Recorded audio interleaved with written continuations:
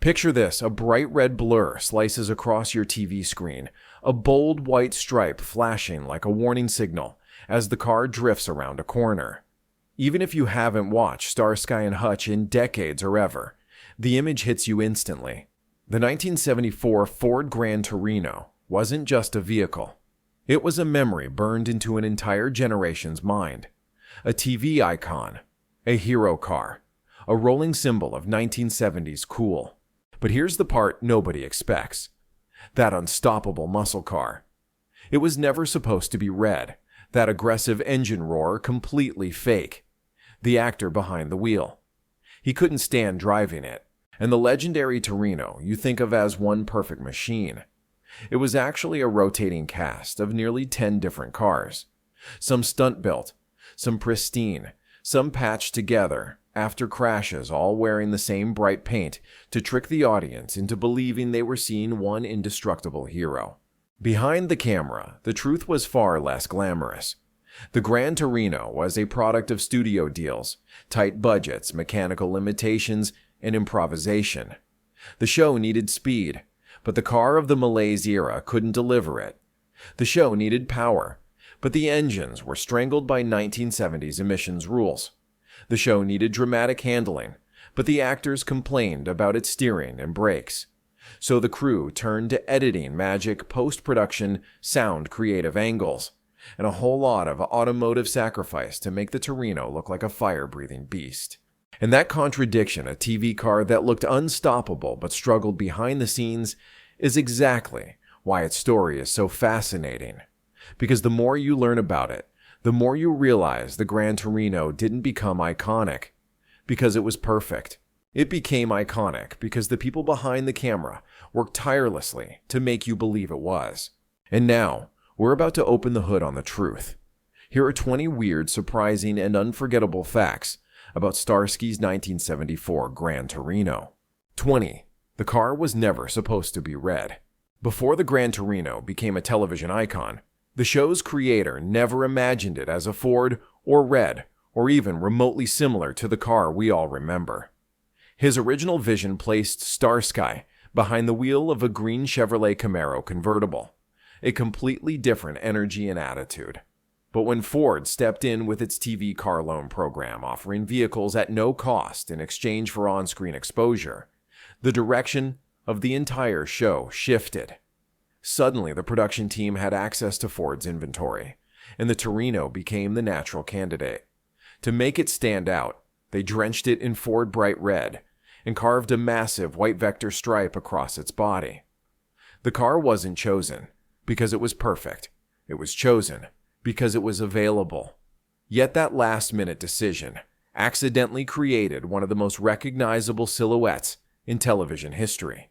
19. The striped tomato nickname began as a joke. Long before fans embraced it, the nickname striped tomato was born behind the scenes as pure sarcasm. Crew members couldn't ignore how the bright red Torino with its bold white slash resembled a giant tomato streaked with racing stripes. It was a joke, nothing more. But the writers loved it, slipped it into the dialogue, and Hutch delivered the line with flawless dryness. Suddenly, a throwaway joke became a defining part of the show's personality. The nickname didn't just mock the car.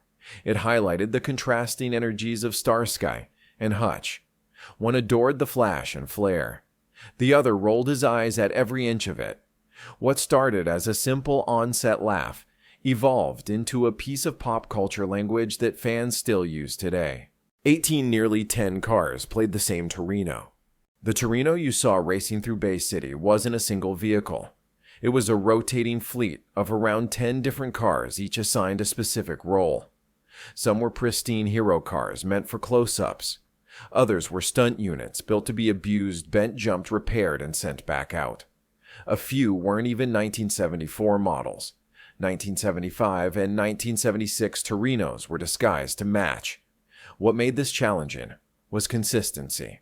Every curve of the white stripe, every shade of bright red, every trim detail had to align perfectly, so viewers believed they were seeing one indestructible machine. One misaligned stripe or mismatched panel could ruin the illusion.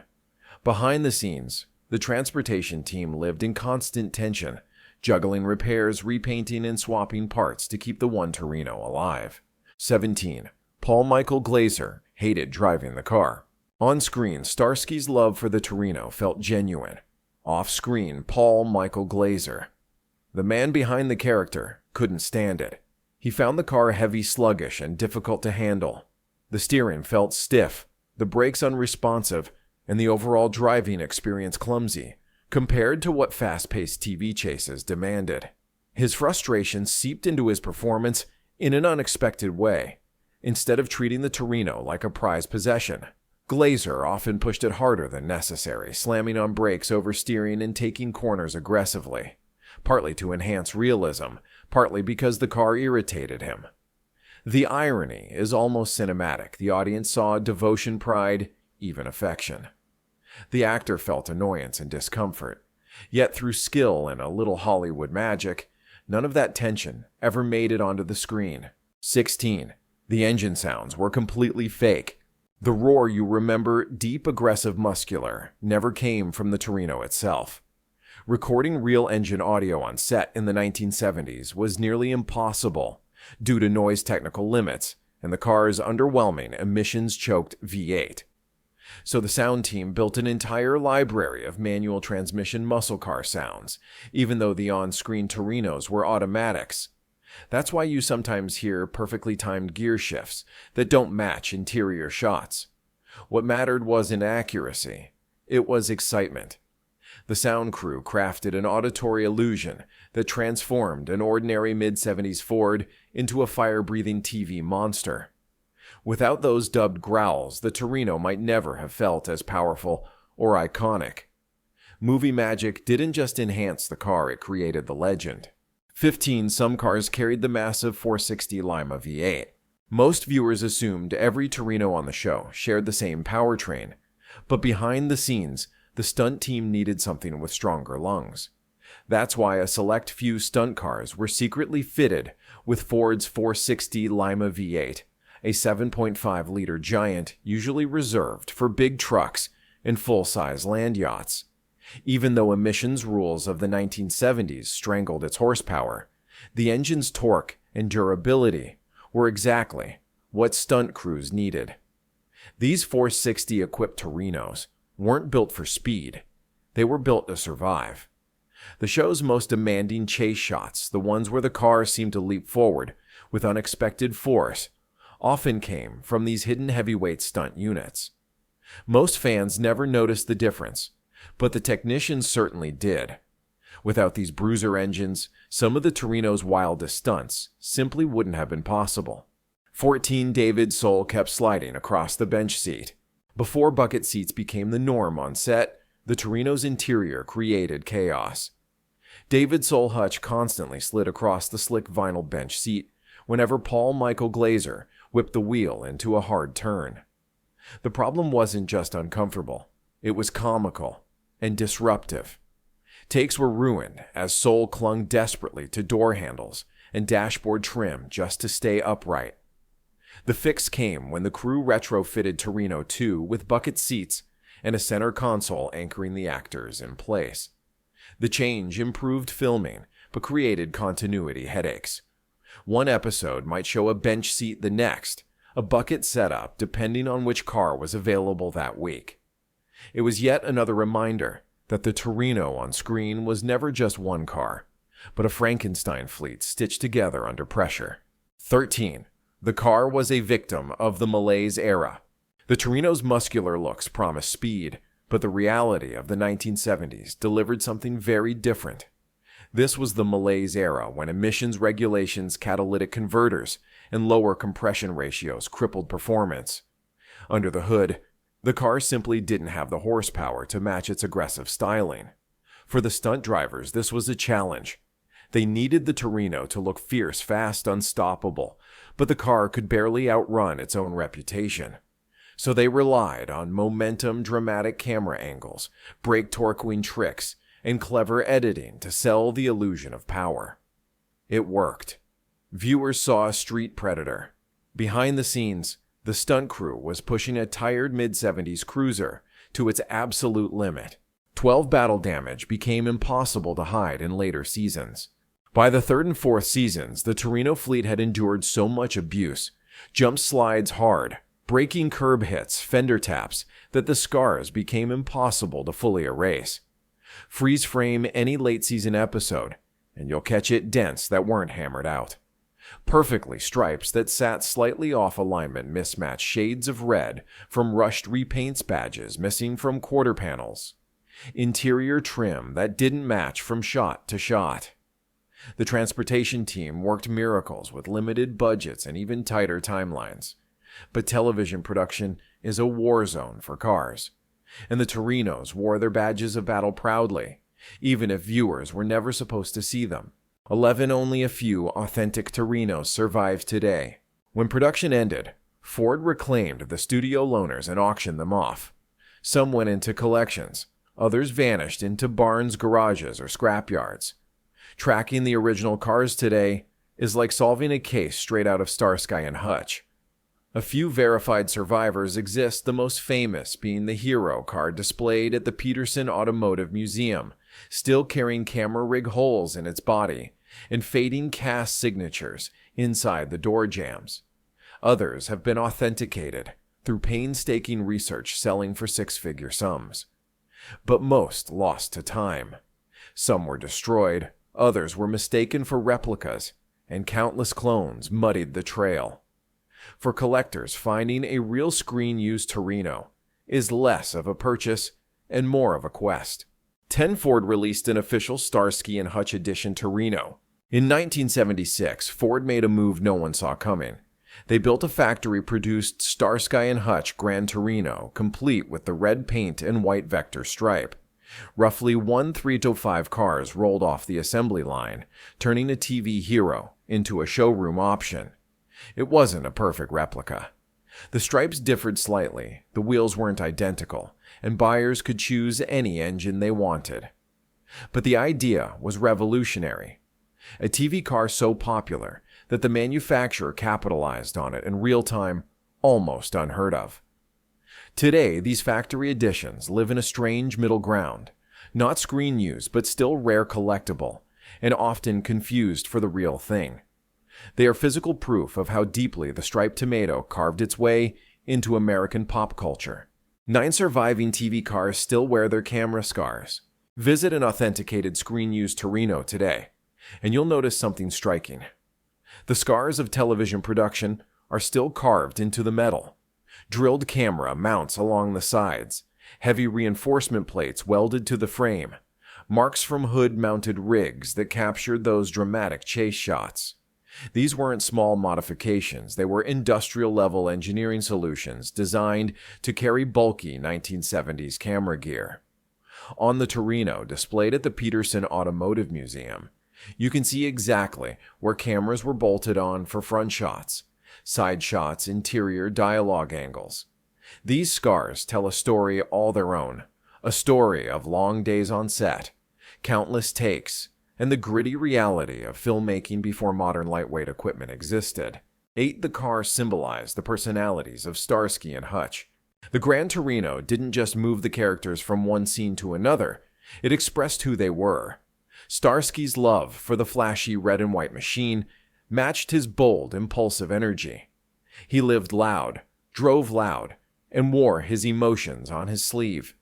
Hutch, on the other hand, mocked the car relentlessly. Practical, grounded, a little minimalist. He rolled his eyes at anything too flashy. The contrast between them was reflected perfectly in their relationship with the Torino. The car wasn't just a vehicle, it was visual storytelling. A metaphor on wheels, a symbol of two completely different men learning how to work together episode after episode. Most of the custom modifications were actually stock. For all its dramatic presence, the Torino was shockingly close to factory standard. The fastback silhouette, the wide stance, the muscular nose, all of it came straight from Ford. The production team only added the red paint, the massive white stripes, slightly larger rear tires, and occasional suspension adjustments for stunt needs. By keeping the car mostly stock, the crews saved time, money, and headaches. Replacement panels were easy to source, repairs could be done overnight, and new cars could be prepped quickly. Sometimes the smartest movie magic is simply using what already works. 6 interior details, constantly changed between cars. Freeze frame any episode and compare dashboard shots, you'll quickly notice something strange. Different gear shift locations, different steering wheels, different radios trim pieces, door panels, even seat patterns. Because nearly 10 Torinos took turns playing. The one car of the interiors became a mismatch puzzle, depending on which unit was available that day. A bench seat might appear in one shot bucket seats in another. Wood grain trim might suddenly vanish. A floor shifter might magically turn into a column shifter. These inconsistencies didn't matter back then. TV screens were small audiences watched casually, and the fast editing masked the chaos. But today, with HD freeze frames and fan detective work, the Torino's interior quirks have become delightful relics of hands-on 1970s filmmaking. 5. An undercover cop car. That made zero sense. Of all the strange contradictions in Starsky and Hutch, none is more glaring or more amusing than the idea of undercover detectives driving the most conspicuous car in the city. The bright red Torino, with a huge white stripe, was the opposite of subtle. Criminals could spot it from blocks away. Even characters in the show occasionally joked about how ridiculous it was. The in-universe explanation was simple. Starsky owned the car personally. But that only raised more questions. Why would a detective use his own eye-catching muscle car for undercover work? The truth is, logic didn't matter. Television needed a statement piece, a visual icon audiences never forgot. And the Torino delivered exactly that. Foretelling a real TV car from a replica is nearly impossible, because nearly 10 Torinos were used during filming, and because fans have spent decades building replicas, identifying a true screen-used car has become a detective case worthy of Starsky and Hutch themselves. Some clones are quick paint jobs. Others are obsessively accurate recreations with period-correct parts, hand-matched stripe angles, and even fake camera rig holes drilled into the metal. Authenticating an original requires a combination of documentation, VIN research, and physical evidence. But even those can be forged or incomplete. Genuine screen-used cars have been dismissed as fakes. Replicas have been mistakenly praised as real. After 40-plus years, the line between truth and imitation has blurred in a way that perfectly mirrors the show's own love for mystery. 3. The Torino became a merchandising phenomenon. Few TV cars have ever made the leap from screen to shelves as explosively as the Gran Torino. From die-cast models by Corgi Dinky and Matchbox, to slot cars posters, lunchboxes, t-shirts, and even shower curtains, the striped tomato became a marketing juggernaut. What's remarkable is how long this legacy lasted. New die-cast models are still being produced today. The car appears in video games, Comic-Cons, collector shows, and nostalgia events. Its red and white paint scheme is instantly recognizable, even to people who've never watched the show. While countless TV vehicles fade into obscurity, the Torino's bold design has kept it alive for nearly half a century. Each Torino had different engines and specs. Because the show used whatever Torinos were available regardless of year trim or configuration, the fleet was a mechanical grab bag. Some had 351 Cleveland engines. Others ran 351 modified, and a few stunt units carried the powerful 460 Lima. Transmissions range from 3-speed automatics to 4-speed manuals. Some had power steering, others didn't. This meant a single chase scene could begin with one car and end with another, with completely different performance characteristics. Editing stitched everything together into one seamless pursuit, while the dubbed engine sounds helped disguise the mechanical mismatch. For modern replica builders, this inconsistency is both liberating and maddening, because technically, every configuration is accurate. 1. The original hero. Car still carries the cast's signatures. It's fitting that the final and most astonishing truth about Starsky's Gran Torino isn't about an engine, a stunt, or a chase, but something far more human. Inside the door, jams and beneath the hood of the authenticated hero car preserved at the Peterson Automotive Museum lie handwritten signatures from the cast and crew. Not autographs performed years later for fans. Not staged publicity ink. These were signatures scribbled casually during filming in the mid-1970s, moments of boredom, camaraderie, and quiet recognition that they were part of something special. Paul Michael Glaser, David Soul, crew members who spent countless days repainting, repairing, drilling, mounting, and coaxing the Torinos through impossible scenes. Their names remain there, faded by time, yet unmistakably alive, trapped in the metal like a time capsule. What makes this detail extraordinary isn't just its rarity, but what it represents. The Torino wasn't merely a prop or a product placement vehicle. It was a witness, a partner in creation, a silent cast member that carried the weight of stunt storytelling and history.